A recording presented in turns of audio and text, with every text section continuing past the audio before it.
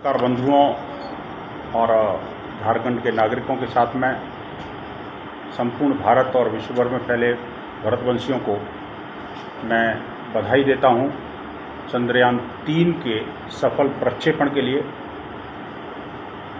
बधाई और शुभकामनाएं उन सभी वैज्ञानिकों को जिनके अथक परिश्रम, मेहनत और लगन के कारण एक बड़ा मिशन भारत सफलता की ओर बढ़ रहा है। लॉन्चिंग सक्सेसफुल हो गई है, अभी समय थोड़ा और लगना है, लेकिन जिस प्रकार के हमारे वैज्ञानिकों की कर्मठता है उसको देखते हुए हम जल्दी ही चंद्रमा की धरातल के पास पहुंच करके उसका अन्वेषण करके संपूर्ण दुनिया को उसके तथ्यों के बारे में अवगत करा सकेंगे। ऐसी सब लोगों को मंगल कामनाएं, सरकार को भी बधाई। अभी जिस तरह से झारखंड के अंदर यूँ तो 2000 के अंदर बना ये राज्य, कुछ महीनों में उसको 23 वर्ष पूरे हो जाएंगे, लेकिन 24 जिलों का ये छोटा सा राज्य जो बना था जनजातीय कल्याण के लिए, जनजातीय समुदाय के हितों की रक्षा के लिए, विशेष रूप से उनकी संस्कृति, उनके स्वाभिमान और उनके पुरातन परंपराओं के संरक्षण के लिए। लेकिन देखने आ रहा है कि पिछले कुछ वर्षों से ये जो झारखंड, जिसको जनजातीय झारखंड कहा जाता था, आज वो जिहादी झारखंड बनने की तरफ बढ़ रहा। ईसाई मिशनरियां और इस्लामिक जिहादी तत्व लगातार इसकी पुरातन परंपराओं को नष्ट करने पर तुले हुए हैं। इसकी धर्म संस्कृति, इसके स्वाभिमान और नैतिक मूल्यों का क्षरण कर रहे हैं। कहीं लव जिहाद की घटनाएं घटती हैं तो कहीं धर्मांतरण की घटनाएं, कहीं गौकसी होती है तो कहीं छोटे छोटे मासूम बच्चों को अपनी विकृत मानसिकता का शिकार बना करके और वो छोटे से जिस बच्चे को पुष्प की तरह पल्लवित पुष्पित होना है, बड़ा होना है, उसको विद्यालय के अंदर भी एक घृणा का पाठ पढ़ाया जाता है। ये बेहद चिंताजनक बात है। जिस प्रकार से यूँ तो इस झारखंड की रक्षा के लिए, गौरक्षा के लिए कानून बना, आज का नहीं बल्कि 2005 में गौहत्याबंदी एक कठोर कानून बना। धर्मांतरण को रोकने के लिए भी राज्य के अंदर एक प्रखर कानून है, लेकिन दुर्भाग्य से इन दोनों कानूनों का पालन ये शासन प्रशासन नहीं कर पा रहा, या यूँ कहें कि मूक दर्शक बनकर के उन धर्मांतरणकारी शक्तियों के सामने या गौ हत्यारे, गौ तस्करों के सामने ये झारखंड का शासन प्रशासन लगता है जैसे सरेंडर कर चुका है।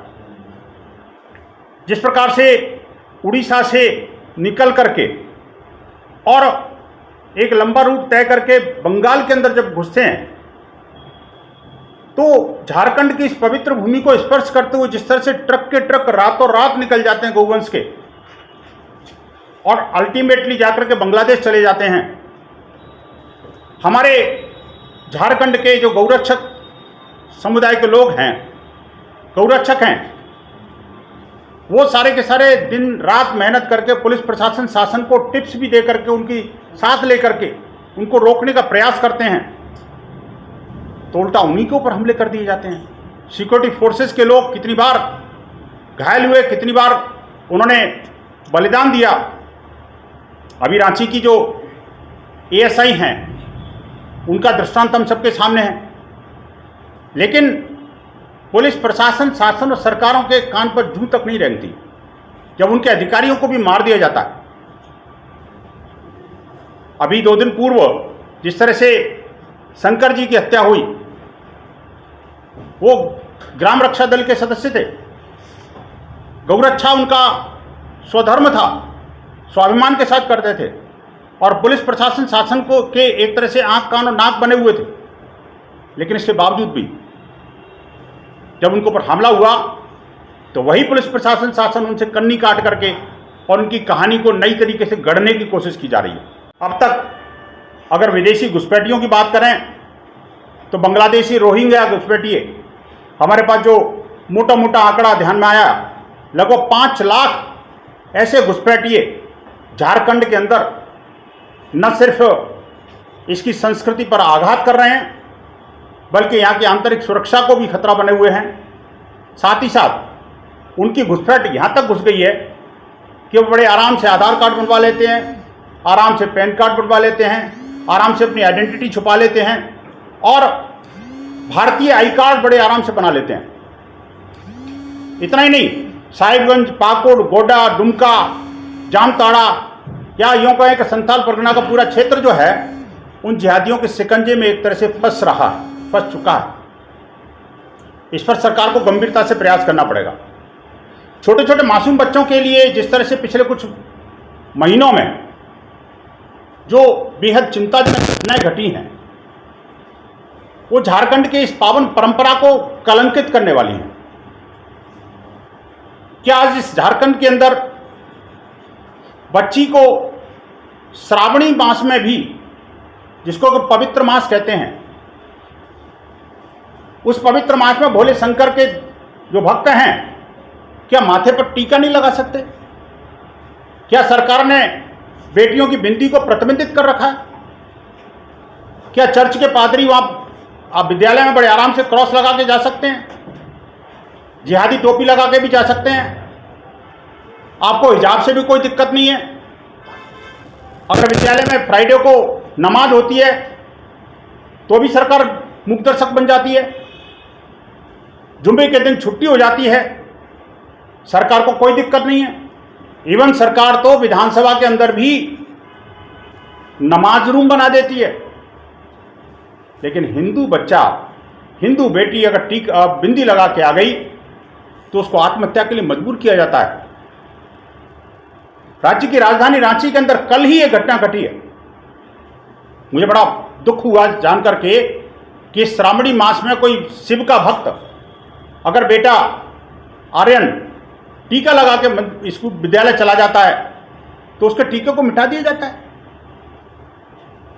ये झारखंड है हम कि पाकिस्तान में रह रहे हैं या बांग्लादेश या टर्की की बात कर रहे हैं? इतना उत्पीड़न तो किसी बच्चे का वहां भी नहीं होता। सरकार, पुलिस प्रशासन, शासन को इस बारे में गंभीरता से जांच करनी चाहिए। धनबाद के जो सेंट जेवियर स्कूल की बात हो, जहां उषा कुमारी को आत्महत्या के लिए मजबूर किया गया, या कल ही जो है 7th डे जो इंग्लिश स्कूल है रांची का, आर्यन माझी की बात हो, या जमशेदपुर में जिस तरह से एक बेटी को जबरन गौमांस खिलाया गया, ये इस बात का प्रत्यक्ष प्रमाण है कि गौहत्या विरोधी कानून के बावजूद भी ये गौ हत्यारे, गौ तस्कर किस तरह से खुलेआम घूम रहे हैं और जिहादी और मिशनरी मिलकर के विद्यालयों के नाम पर ये षड्यंत्र चला रहे हैं। इतना कुछ होने के बावजूद एक बेटी मर जाती है, एक बेटी को रेस्ट्रिकेट कर दिया जाता है और शासन प्रशासन है कि उस विद्यालय के विरुद्ध भी कोई कार्रवाई करने की हिम्मत नहीं रखता।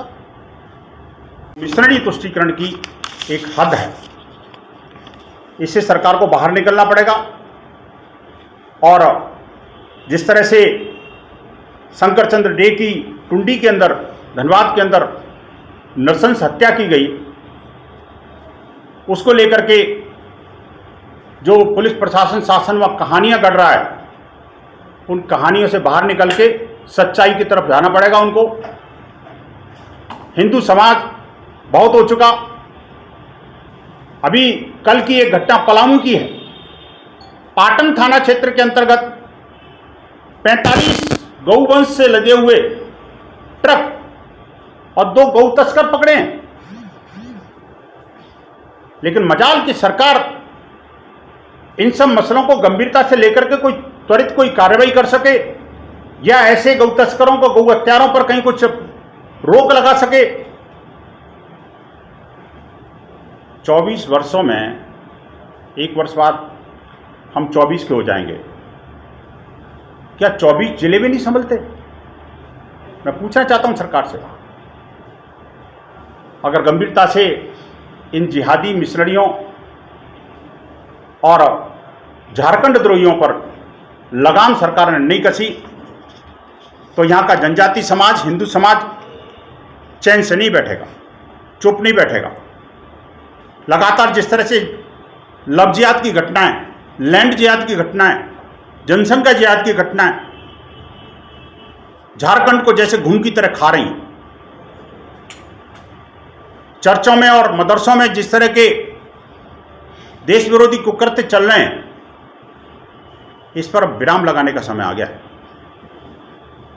सरकार को इस मामले में गंभीरता से प्रयास करके शासन प्रशासन को भी बजाय इसके कि पीड़ित पक्षकारों को उल्टा फंसाने के कुछ पॉजिटिव करना पड़ेगा और हिंदू समाज को भी यहां का नागरिक समझना होगा।